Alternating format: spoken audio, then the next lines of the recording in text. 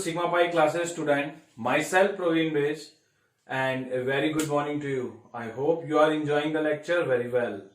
Okay. Now our today's topic is atomic and molecular mass. In the previous lecture we have done mole concept. Okay. और अगर आपको mole concept clear हो गया है तो आपको अब एटॉमिक मास और मॉलिक्यूलर मास भी आराम से क्लियर हो जाएगा। तो हम देखते हैं हम क्या जानते हैं कि जो एटम होता है वो स्मॉलेस्ट टाइनी पार्टिकल होता है which take part in the chemical reaction. Atom take part करता है केमिकल रिएक्शन में। ठीक है, अब जब हम एटॉमिक और मॉलिक्यूलर मास की बात करते हैं तो आज के टॉपिक में जो हम बात करेंगे हम एएमयू के बारे में बात करेंगे और इसे यू भी कहते हैं। एएमयू होता है एटॉमिक मास यूनिट। एएमयू क्या होता है? एटॉमिक मास यूनिट और या फिर यूनिफाइड मास, या फिर क्या होता है? यूनिफाइड मास। ये भी एक यूनिट है। ठीक है, एटॉमिक मास यूनिट या फिर यूनिफाइड मास, इसके बारे में हम अभी बात करने वाले हैं। तो चलिए सबसे पहले हम ये देखते हैं कि हमें ये जो रिलेटिव मास है, एटॉमिक मास, मॉलिक्यूलर मास, हमें पता है कि एटम जो है बहुत टाइनी पार्टिकल होता है, बहुत ही छोटा पार्टिकल, तो उसका मास कैलकुलेट कर पाना इतना आसान नहीं होता है। किसी एक सिंगल एटम के मास को हम कैलकुलेट करें स्पेशली, तो वो कैलकुलेट कर पाना बहुत ही प्रिसाइसली और बिल्कुल एक्यूरेटली पॉसिबल नहीं है, या फिर हर, ठीक है। तो इसीलिए जो है हम रिलेटिव मास देखते हैं, या फिर हम कुछ बहुत सारे मॉलिक्यूल का सैंपल लेंगे और उसको जो है उसके थ्रू जो है हम एक सिंगल एटम का मास भी कैलकुलेट कर सकते हैं। तो कहने का मतलब मेरा ये है कि अगर हमें जैसे कि जो भी मासेस निकाले जाते हैं वो रिलेटिव मास निकाला जाता है। क्या निकाला जाता है? Relative mass. एक्चुअल मास तो कोई बिल्कुल एक्चुअल मास कैलकुलेट कर पाना इट इज इम्पॉसिबल। तो हम जो भी हम मास लेते हैं, जैसे आप अपना वेट लेते हो तो वेट नापते हो आप अपना, तो कैसे नापते हो? तो आप इंस्ट्रूमेंट के थ्रू नापते हो, तो वो उसका रिलेटिव उसके अकॉर्डिंग आप अपना वेट नापते हो ना। तो जरूरी थोड़ी कि आपका वेट उतना ही होगा, थोड़ा बहुत चेंज हो सकता है उसमें। तो उसी प्रकार से जब हम किसकी बात करते हैं, वेट की बात करते हैं या किसी भी चीज की बात करते हैं, तो हम रिलेटिव मास लेते हैं। तो उसी प्रकार से जब हम रिलेटिव मास लेते हैं तो हमें कोई ना कोई क्या लेना पड़ता है, किसी न किसी को स्टैंडर्ड मानना पड़ता है। तो सबसे पहले जो है रिलेटिव मास, ऐसी एटम्स के मास को मेजर करने के लिए हमने क्या किया, सबसे पहले हाइड्रोजन यूज किया गया था। तो हाइड्रोजन को जो है यूज, क्योंकि हाइड्रोजन मोस्ट एबंडेंट था तो उसको यूज किया, लेकिन हाइड्रोजन ज्यादा रिएक्टिव भी होता था, इसलिए हाइड्रोजन को रिजेक्ट करके जो हमने रिलेटिव मास के लिए स्टैंडर्ड यूज किया वो किया C12 carbon atom. C12 carbon atom को जो है यूज किया गया रिलेटिव मास के लिए। वो इसलिए यूज किया गया क्योंकि जो C12 एटम है, एक तो देखो इसकी खासियत क्या है, ये जो है मोस्ट एबंडेंट है। मोस्ट एबंडेंट मतलब सबसे ज्यादा पाया जाता है, सबसे ज्यादा मात्रा में है, मोस्ट एबंडेंट है, आसानी से अवेलेबल है, मोस्ट एबंडेंट एलिमेंट है C12। ठीक है, दूसरा ये मॉडरेट रिएक्टिव है, ना तो बहुत ज्यादा रिएक्टिव है ना बहुत ही स्लो रिएक्टिव है। तो ज्यादा रिएक्टिव नहीं है तो क्या है, मॉडरेट रिएक्टिविटी है इसकी।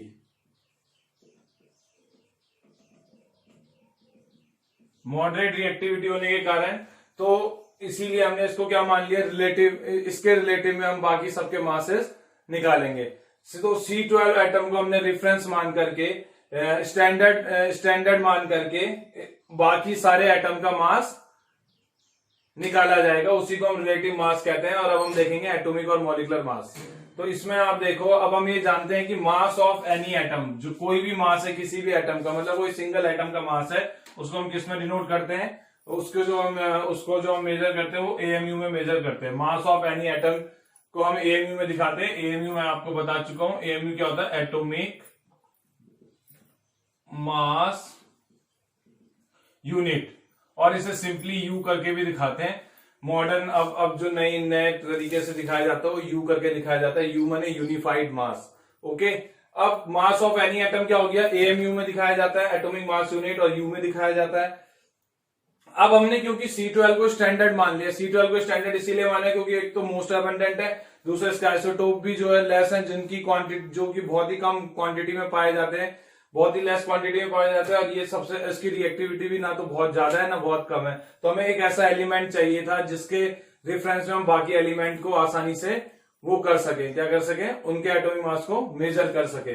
तो हमने अब हमें ये पता है कि जो मास है एनी एटम, क्योंकि हम C12 को रेफरेंस मान रहे हैं, तो हमने कहा मास ऑफ एनी एटम को हम AMU में दिखा सकते हैं एटॉमिक मास यूनिट में। तो मास ऑफ C12 एटम, एक सिंगल C12 एटम जो मास है C12 एटम का, उसको हमने रेफरेंस मान लिया। जो मास है C12 एटम का, उसे हमने 12 AMU कह सकते हैं। अगर हम किसी भी एटम के मास को AMU में दिखा सकते हैं, तो मास ऑफ C12 एटम को क्या लिख देंगे हम, 12 AMU लिख देंगे, क्योंकि हम C12 एटम के रेफरेंस में सारी कैलकुलेशन अब C12 एटम के उसमें कर रहे हैं। और हम यहाँ से 1 AMU को भी डिफाइन करेंगे कि एक AMU में कितने ग्राम होते हैं।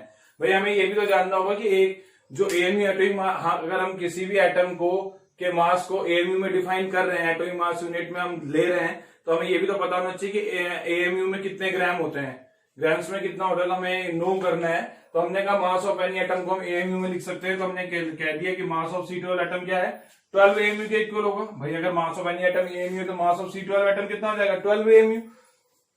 तो एक AMU क्या होगा भाई, अगर C12 mass of C12 atom 12 AMU के इक्वल है, तो एक AMU क्या होगा, इसको उल्टा करके लिखो जरा, 12 AMU equal to mass of C12 atom, 1 AMU is equal to mass of C12 atom upon 12 हो जाएगा।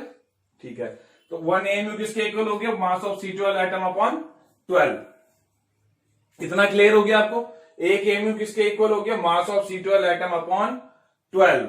ठीक है, अब बार बार कह रहा हूं कि जो भी हम मास कैलकुलेट करेंगे, किसी का भी हम मास कैलकुलेट करेंगे, वो जो है C12 एटम के रेफरेंस में हम कर रहे हैं, रिलेटिव मास ने हम निकाल रहे हैं। हम कभी भी एक्चुअल मास नहीं निकालते हैं, हम हमेशा क्या निकालते हैं, रिलेटिव मास निकालते हैं। रिलेटिव मास किसी के रेफरेंस के थ्रू हम वो मास निकालते हैं।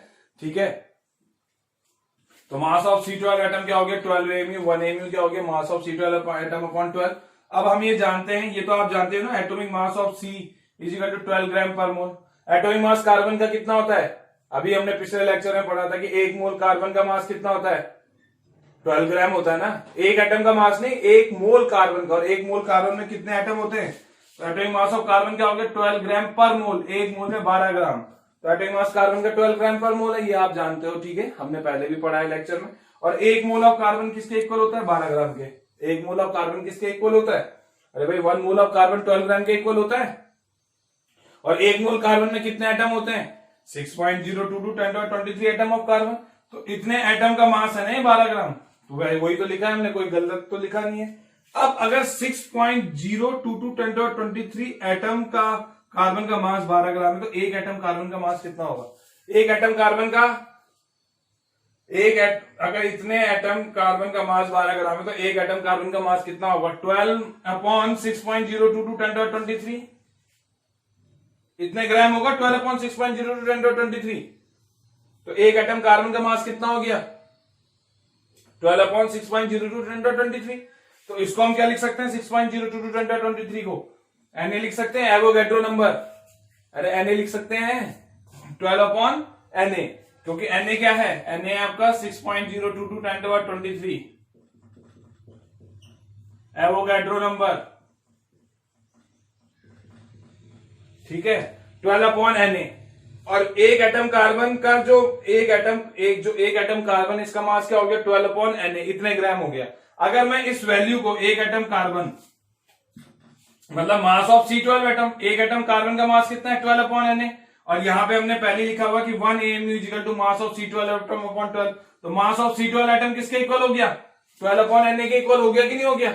अरे ये मास ऑफ C12 एटम क्या है, एक कार्बन एटम का मास है ना। मास ऑफ C12 एटम क्या है, एक कार्बन एटम का मास है। मास ऑफ C12 एटम क्या है, एक कार्बन एटम का मास है, मास ऑफ C12 एटम। तो एक एटम ऑफ कार्बन कितना होगा, 12 अपॉन Na।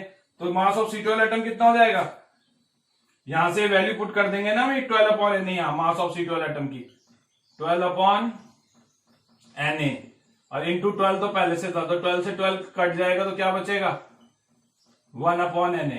और 1 अपॉन Na क्या होता है, 1 अपॉन 6.022 इंटू 10 की पावर 23। अब इसको जो डिवाइड करने पे आता है इतने ग्राम हो गए। ठीक है,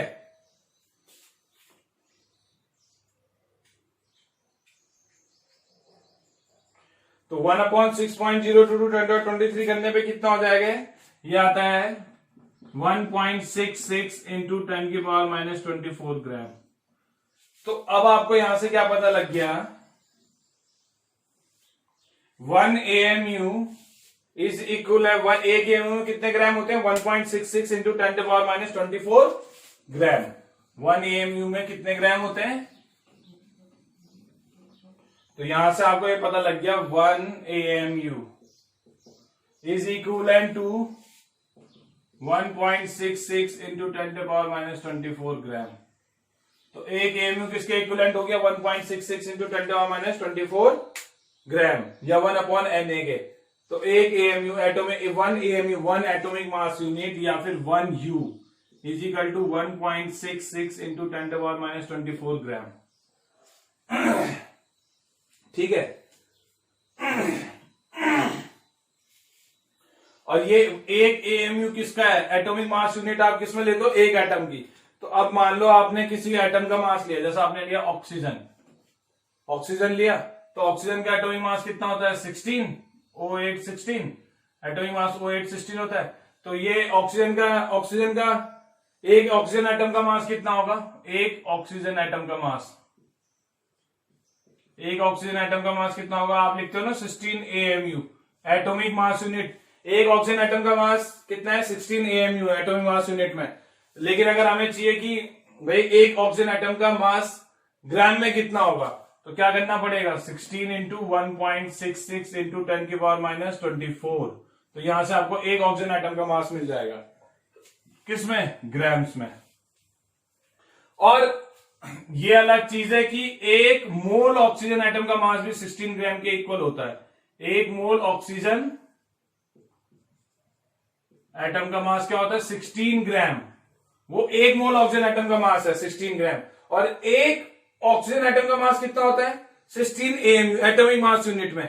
लेकिन अगर आप वैसे निकालोगे तो क्या होगा, उसे 1 AMU किसके इक्विवेलेंट होता है, 1.66 10⁻24 ग्राम के। तो 1.66 10⁻24 ग्राम को मल्टीप्लाई करना पड़ेगा 16 से, तो जो वेट आएगा ग्राम में वो एक ऑक्सीजन एटम का मास हो जाएगा। क्लियर हो गया आपको। और एक मोल ऑक्सीजन एटम किसका, एक मोल ऑक्सीजन एटम में कितने ग्राम होंगे, 16 ग्राम। वो जो एटॉमिक मास लिखा जाता है वो एक मोल ऑक्सीजन एटम का मास होता है ग्राम में। और AMU में हम 16 AMU भी लिख देते हैं, कई बार लिखते हैं ना 16 AMU।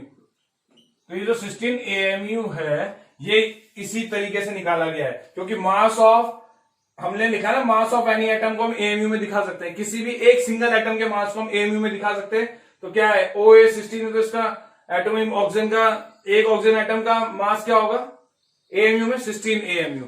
लेकिन अगर आपको ग्राम में चाहिए एक ऑक्सीजन एटम का मास, तो 16 इंटू 1.66 इंटू 10⁻24 वो ग्राम में आ जाएगा। आ गई बात समझ में। और अगर हम ऐसी बात करें, ऑक्सीजन की बात करें, मास ऑफ ऑक्सीजन एटम 16 ग्राम के इक्वल है। एक मोल ऑक्सीजन एटम का मास 16 ग्राम है। ठीक है, तो आई होप आपको क्लियर हो गया होगा। ठीक है ना। और AMU में आपका 16 AMU है, तो आपको क्या करना पड़ेगा, उसे मल्टीप्लाई करना पड़ेगा 1.66 10⁻24 से, आपको ग्राम में मिल जाएगा। और अगर क्या होता है, एक मोल ऑक्सीजन एटम का चाहिए तो 16 ग्राम के इक्वल आता है। ये हमें पता है 16 ग्राम के इक्वल आता है, मतलब 6.022 10⁻23 एटम का मास 16 ग्राम के इक्वल होता है। अब किसी भी मास ऑफ एनी एटम को हम AMU में लेते हैं, और ये हमने रेफरेंस माना था, इसलिए हमने इसे कंसीडर किया कि मास ऑफ C12 एटम किसके इक्वल है, 12 AMU के।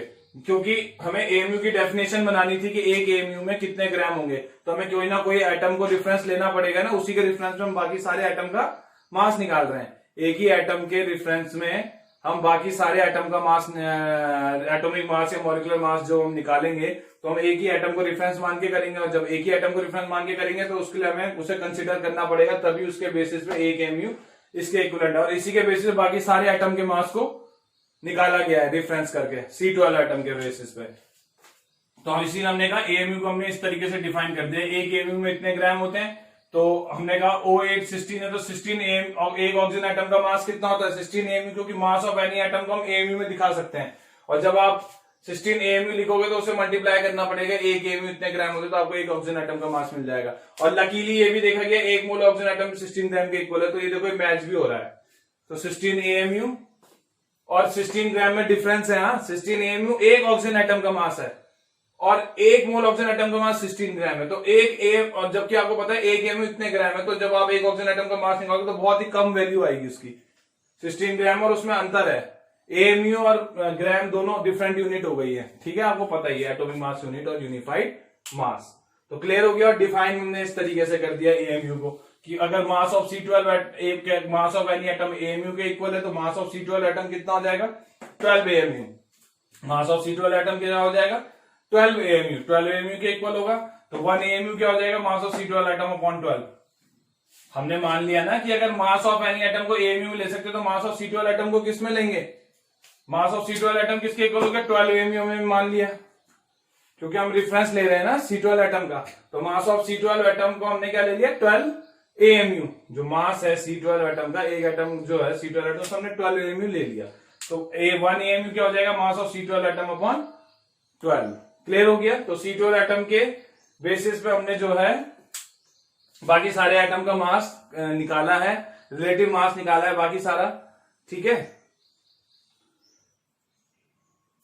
अब इसमें ये आपको शायद क्लियर हो गया सारा, है ना। तो ये इस तरीके से आपका पूरी कहानी क्लियर हो गई है। अब अगर हम इसकी डेफिनेशन लिखना चाहें, अगर हम एटॉमिक मास का फॉर्मूला लिखना चाहें तो हम अब लिख सकते हैं आराम से।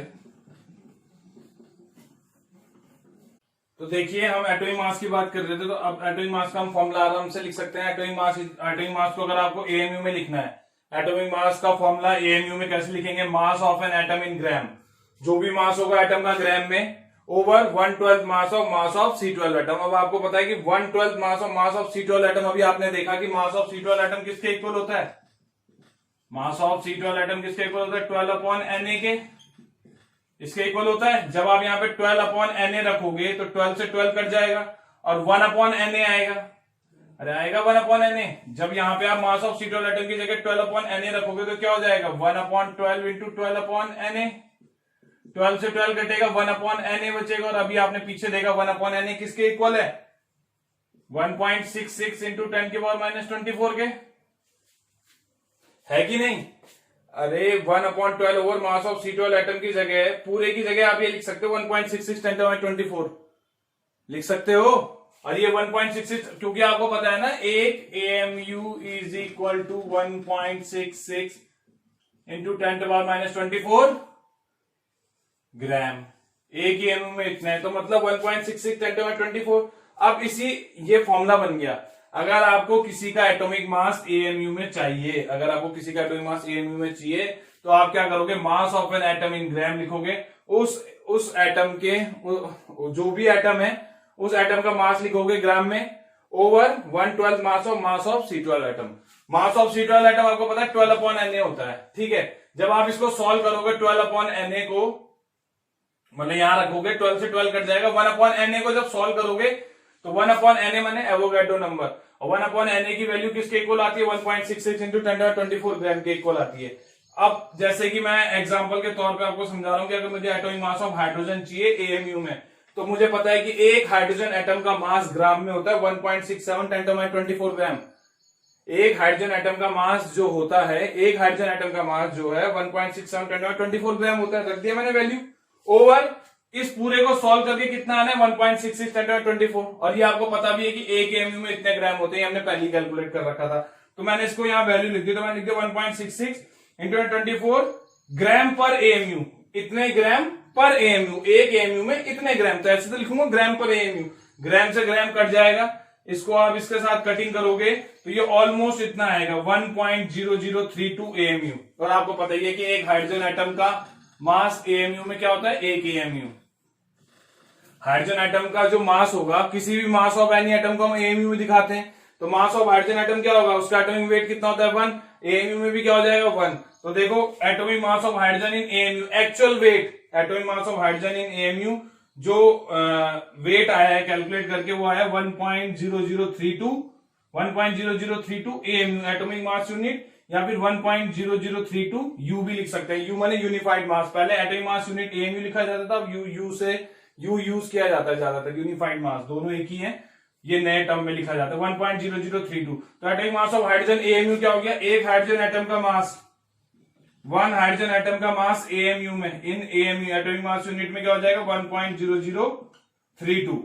तो ऐसे ही एक मोल हाइड्रोजन एटम का मास क्या हो जाएगा, एक मोल हाइड्रोजन एटम का मास ग्राम में क्या हो जाएगा 1 ग्राम। तो वो भी 1 ग्राम नहीं होता, 1.00 कुछ आएगा, उतने ग्राम। लेकिन सिंपलिसिटी के लिए हम क्या लिख देते हैं, पॉइंट में ना कैलकुलेट करके हम क्या कर देते हैं, सिंपल इसको हम लिख देते हैं 1 AMU। ऐसे ही हम सारों को जो है पॉइंट पॉइंट थोड़ा बहुत हटा के सिंपल डिजिट में लिख देते हैं ताकि हमारी कैलकुलेशन आसान हो सके। तो मेरे ख्याल से आपको अभी पूरा क्लियर हो गया होगा। तो एटॉमिक मास को AMU में mass of an atom in gram, जो भी एटम का मास है ग्राम में, एक एटम का मास 1/12 और मास of C12 atom, mass of C12 atom तुम्हें पता है 12/Na, और जब ये कटिंग का तो 1/Na 1.60 10^24 होगा, क्योंकि एक AMU 1.60 10^24 ग्राम के इक्वल होता है। इसी तरीके से मॉलिक्यूलर मास भी निकाल सकते हो AMU में। मॉलिक्यूलर मास के लिए क्या करोगे, मास ऑफ ए मॉलिक्यूल लिखोगे, जैसे वाटर है H2O है, तो H2O का सिंगल मॉलिक्यूल, एक H2O मॉलिक्यूल का वाटर क्या वेट कितना होगा, एक H2O मॉलिक्यूल का निकालना पड़ेगा, जो भी आएगी वो रख देंगे यहाँ पे वैल्यू, और उसके बाद हम उसे इससे डिवाइड कर देंगे, इससे डिवाइड करके आपको जो है वो भी जो है AMU में मिल जाएगा, मॉलिक्यूलर मास AMU में मिल जाएगा, जो भी आएगा, और शायद वो 18 AMU आ जाएगा, 18 पॉइंट कुछ करके AMU। आ गई बात समझ में? तो इस तरीके से आप भी निकाल सकते हो। तो ये एटॉमिक मास मॉलिक्यूलर मास हो गया। जनरली जितने भी हमने एटॉमिक मास मॉलिक्यूलर मास निकाले, हमने रिलेटिव मास निकाले हैं किसके रिफरेंस में, C12 एटम के मास, C12 एटम के रिफरेंस में। तभी तो देखो सब जगह C12 आ रहा है, इसी के रिफरेंस में हमने सारे मास निकाले, और इसी के टर्म में एक AMU को डिफाइन किया गया। एक AMU कैसे डिफाइन हो, 1.66 10^24 ग्राम, ये भी C12 के रिफरेंस के थ्रू डिफाइन किया गया। क्लियर हो गया? तो ये यूनिट भी क्लियर हो गई आपको, मोल कॉन्सेप्ट भी क्लियर हो गया, मेरे ख्याल से सब कुछ क्लियर हो गया है। चलिए जी, अब बात करते हैं ग्राम एटॉमिक मास की और ग्राम मॉलिक्यूलर मास की। Gram atomic mass, gram molecular mass क्या है, तो बहुत सिंपल है, ज्यादा टफ नहीं है, सिंपल सी आपको बात ध्यान रखनी है। The atomic mass of an element expressed in gram is called gram atomic mass. जो एटॉमिक मास आपका एलिमेंट का, अगर आप उसे ग्राम में एक्सप्रेस करोगे तो ग्राम एटॉमिक मास कहलाएगा। जैसे कि एग्जांपल देखो, एटॉमिक मास ऑफ ऑक्सीजन, आपका जो एटॉमिक मास ऑफ ऑक्सीजन आपने कहा 16 AMU है, तो 16 AMU जो है एटॉमिक मास जो ऑक्सीजन का है 16 AMU, एक ऑक्सीजन एटम का मास है ना, एक ऑक्सीजन एटम का मास को आप एटॉमिक मास ऑफ ऑक्सीजन, एक ऑक्सीजन एटम का है ना 16 AMU, आपको पता है एटॉमिक मास यूनिट मैंने एक एटम के लिए, तो एटॉमिक मास ऑफ ऑक्सीजन क्या है, 16 AMU है। अब आप चाह रहे हो कि इस AMU को ग्राम में लिखना चाहते हो, मतलब ग्राम में एक्सप्रेस करना चाहते हो, तो आप इसको सिंपली लिख दोगे gram atomic mass of oxygen 16 ग्राम लिख सकते हो। लेकिन ध्यान रखिएगा, अब आप बोलोगे कैसे लिख दिया, तो आप एक बात चीज का ध्यान रखिएगा कि ये जो 16 ग्राम लिखा गया और ये जो 16 AMU है, atomic mass of oxygen 16 AMU, ये एक एटम का मास है 16 AMU की, मैग्नीट्यूड मैच कर रहे हैं लेकिन यूनिट में फर्क है। ध्यान होगा, आपको पता है कि एक AMU किसके इक्वल होता था, 1.66 10^24 के, मल्टीप्लाई करके देखोगे तो उसका वेट बहुत कम आएगा, और ये 16 ग्राम है, तो 16 ग्राम किसका एटम है, मैंने ब्रैकेट में लिखा 1 gram atom of oxygen. 1 gram atom of oxygen मैंने एक मोल ऑक्सीजन एटम का मास है 16 ग्राम। ये जो मैंने gram atomic mass of oxygen लिखा है या फिर लिखा है 1 ग्राम एटम ऑफ ऑक्सीजन, ये किसके इक्वल हो गया, 16 ग्राम के। लेकिन आपने इसे एक्सप्रेस तो कर दिया ग्राम में, लेकिन ये जो वेट है 16 ग्राम, ये एक एटम का मास नहीं, ये एक मोल एटम का मास है ऑक्सीजन का, मतलब 6.02 10^23 ऑक्सीजन एटम का मास है 16 ग्राम। तो ये ध्यान रखना, ये बहुत ही इंपॉर्टेंट है। बस सिंपल सी बात है कि ग्राम एटॉमिक मास में कैसे एक्सप्रेस करोगे, तो atomic mass of an element express in gram is called gram atomic mass. जो भी एटॉमिक मास, जो एटॉमिक मास है एलिमेंट का, हम किसी भी एलिमेंट के, कोई भी एलिमेंट है उसके एटॉमिक मास को हम ग्राम में एक्सप्रेस करेंगे तो उसे हम ग्राम एटॉमिक मास कहेंगे। किसी भी एलिमेंट के मास को जब हम ग्राम में एक्सप्रेस करते हैं तो उसे हम ग्राम एटॉमिक मास कहते हैं। और जो ग्राम एटॉमिक मास होता है वो जो है उसको हम डायरेक्ट लिख दे, जो भी वैल्यू होगी, जैसे हमने ऑक्सीजन का एग्जांपल लिया, नाइट्रोजन का लोगे तो 14 AMU, तो 14 ग्राम, तो जो भी होगा ग्राम एटॉमिक मास, ये एक मोल ऑक्सीजन एटम का मास है, एक मोल ऑक्सीजन एटम का मास है। ग्राम एटॉमिक मास ऑक्सीजन 16 ग्राम लिखा, तो एक मोल ऑक्सीजन एटम का मास है, एक ऑक्सीजन एटम का मास नहीं है, ये एक ऑक्सीजन एटम का मास है, एक मोल। मैग्नीट्यूड सेम है लेकिन देखो डिफरेंस है, AMU में है, ये ग्राम में, तो एक मोल एटम, तभी लिखा 1 gram atom of oxygen. Clear हो गया? तो यही है ग्राम एटॉमिक मास, कंफ्यूजन खत्म। अगर हम बात करते हैं ग्राम मॉलिक्यूलर मास की, तो बस यहां पे एटॉमिक की जगह मॉलिक्यूलर मास हो जाएगा। तो एटॉमिक मास की जगह the molecular mass of an element expressed in gram is called gram molecular mass, gram molecular mass बस। और ग्राम मॉलिक्यूलर मास क्या हो जाएगा फिर, और ये भी चेंज करना पड़ेगा ना, एटम की जगह ग्राम मॉलिक्यूलर मास, तो मॉलिक्यूलर मास ऑफ, चलो इस बार हमने कोई मॉलिक्यूल ले लिया, H2SO4 ले लिया, मॉलिक्यूलर मास ऑफ H2SO4 क्या हो जाएगा? तो इस बार H2SO4 का अगर आप निकालोगे तो 98 AMU। तो इस बार मैंने मॉलिक्यूलर मास लिया H2SO4 को, तो एक सिंगल मॉलिक्यूल का लिया है, एक सिंगल H2SO4, नॉट 6.022, एक सिंगल H2SO4 लिया है मैंने, उसका वेट है 98 AMU एटॉमिक मास यूनिट में। एक सिंगल मॉलिक्यूलर, जो मॉलिक्यूलर मास है H2SO4 को, तो सिंगल मॉलिक्यूल है H2SO4 का, नॉट 6.022 10^23। तो एक सिंगल मॉलिक्यूल जो है H2SO4 का, उसका वेट है 98 AMU। और अगर मैं उसे ग्राम में एक्सप्रेस करना चाहता हूं तो मैं उसको यहां पे लिख दूंगा 98 ग्राम। क्या लिख दूंगा? 98 ग्राम। तो मैं बोलूंगा gram molecular mass of H2SO4, gram molecular mass of H2SO4 क्या हो जाएगा? 98 ग्राम। तो ये जो 98 ग्राम है, मैंने एक्सप्रेस तो कर दिया उसे ग्राम में मॉलिक्यूलर मास को, लेकिन ये ग्राम मॉलिक्यूलर मास H2SO4 ये एक सिंगल मॉलिक्यूल का नहीं होगा 98 ग्राम। ये कितने का होगा? एक मोल H2SO4 का वेट है 98 ग्राम। उसको मैंने जैसे ही ग्राम में एक्सप्रेस किया, ग्राम मॉलिक्यूलर मास में, तो ये जो मास है H2SO4 का 98 ग्राम, ये एक मोल मॉलिक्यूल का मास है। मींस सिंगल मॉलिक्यूल नहीं, 6.022 इंटू 10^23 जो कंटेन करता है एक मोल में करता है, उसका वेट है 98 ग्राम। तो उसे ग्राम, और इसको हम लिख देंगे 1 ग्राम मॉलिक्यूल ऑफ H2SO4, ऐसे भी बोल सकते हैं, कई बार लिखा होता है, कंफ्यूज मत होइएगा, क्वेश्चन आएगा तो। 1 gram molecule of H2SO4, 1 gram molecule of H2SO4 क्या करेगा? कंटेन करेगा 98 ग्राम। तो ये एक मोल का है। तो थोड़ा कंफ्यूजिंग सा तो है, लेकिन आपको प्रैक्टिस करनी है, ध्यान देना है, एक चीज पे, एक एक वर्ड पे ध्यान दीजिए क्या कह रहा हूं मैं। क्लियर हो गया? दोबारा देखिए, अगर आपको दिक्कत हो रही है, फास्ट लग रहा है थोड़ा, तो आप पॉज कर करके देखिए वीडियो, देखिए, नोट कीजिए, समझिए उसे, अंडरस्टैंड कीजिए, खुद से अंडरस्टैंडिंग कीजिए माइंड में, आपको क्लियर हो जाएगा। ठीक है? तो आपको कोई दिक्कत आनी नहीं चाहिए इसमें। ठीक है? तो आज के लिए मेरे ख्याल से इतना ही। ये हमने पूरा पोर्शन कवर अप कर लिया है। नेक्स्ट टर्म पे हम आगे सिग्निफिकेंट फिगर्स को देखेंगे, और भी बाकी जो टॉपिक है, लिमिटिंग रिएजेंट, एक्सेस रिएजेंट, उनको देखेंगे। और अगर आपको इसमें कोई भी क्वेरी है तो आप मेरे को कमेंट सेक्शन में लिख सकते हैं। और अगर आपने मेरा चैनल सब्सक्राइब नहीं किया तो आप मेरे चैनल को सब्सक्राइब कर दीजिए, और वीडियो पसंद आया तो लाइक जरूर कीजिएगा। Thank you.